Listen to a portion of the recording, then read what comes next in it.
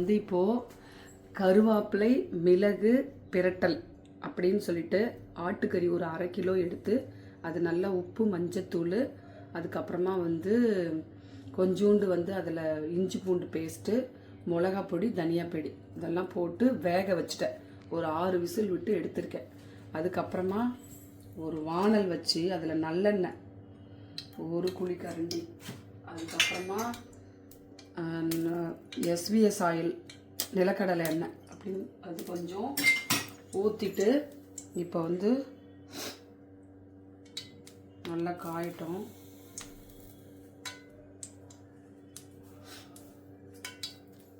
என்ன பண்ணணும்னா நமக்கு தேவையான லவங்கம் பட்டை லவங்கம் வந்து ஒரு 3 போட்டுக்கோங்க. பட்டை வந்து ஒரு நமக்கு எவ்வளோ தேவையோ அவ்வளோ போட்டுக்கோங்க. கல்பாசி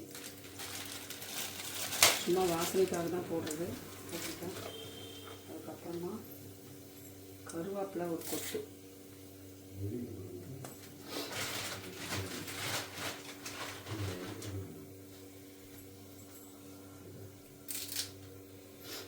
கருவேப்பிலை ஒரு கொத்து,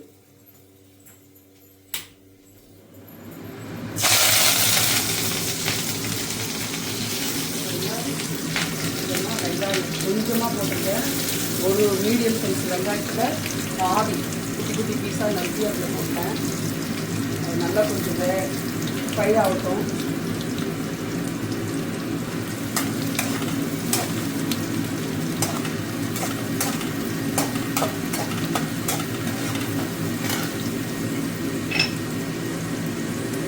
கொஞ்சம் சால்ட்டு எல்லாம் போட்டுக்கோங்க. நான் சால்ட் வந்து மட்டன்லேயே போட்டு வேக வச்சுருக்கேன். அதனால வந்து இதில் லைட்டாக தான் போட்டிருக்கேன். அந்த வெங்காயம் கொஞ்சம் லைட்டாக வரதுக்காக போட்டிருக்கேன்.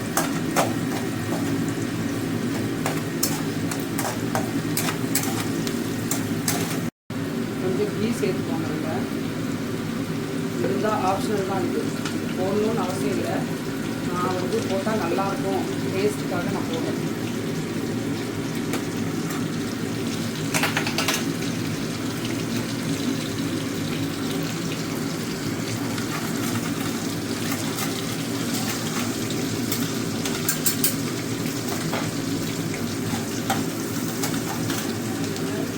ஒரே ஒரு சின்ன தக்காளி அந்த நீல வாக்கில் கட் பண்ணி வச்சுருக்கேன்.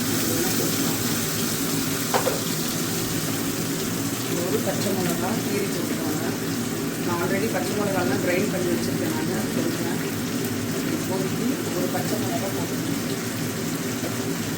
சும்மா வாசனைக்காக தான் அது போடுறதுன்னா போட்டுக்கோங்க, இல்லைன்னா வேணும்.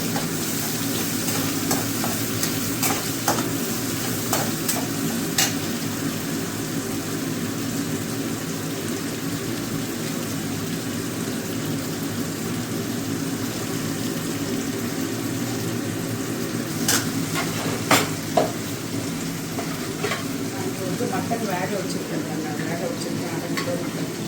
அரை கிலோ மட்டனை அதில் பாருங்கள் மிளகா பொடி, அதுக்கப்புறமா வந்து தண்ணி மிளகாத்தூளும் தண்ணி தனியாத்தூள், அதுக்கப்புறமா வந்து கொஞ்சமாக இஞ்சி பூண்டு பேஸ்ட்டு போட்டு கொஞ்சம் உப்பு போட்டு மஞ்சள் போட்டு வேக வச்சு வச்சுருக்கேன்.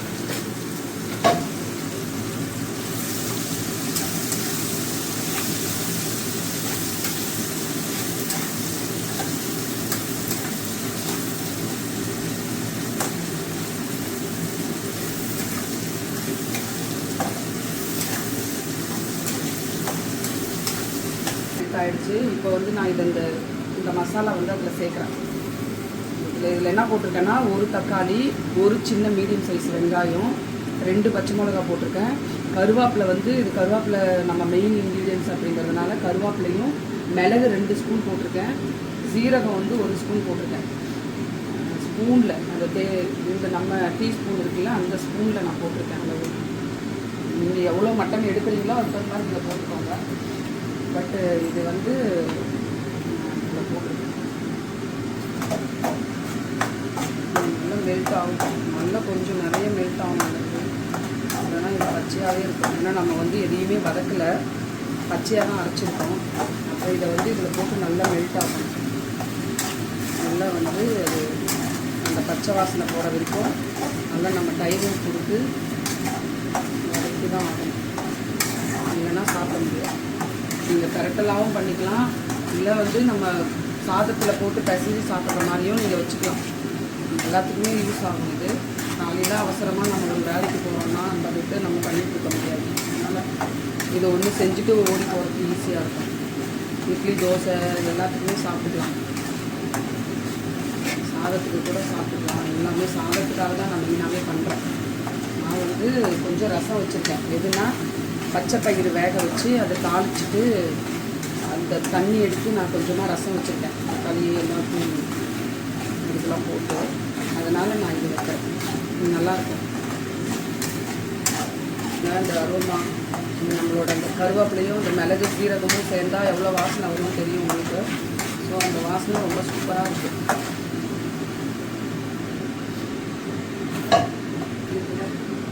நான் வேக வச்ச மட்டன் இதில் போடுறேன்.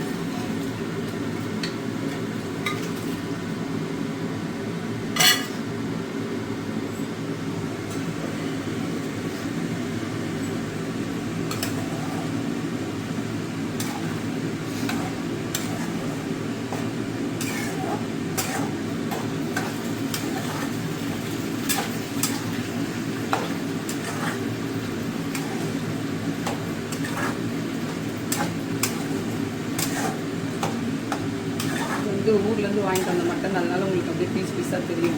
சென்னையில் வாங்குகிற மட்டன் உங்களுக்கே தெரியும், ரொம்ப வழி வழின்னு மட்டன்.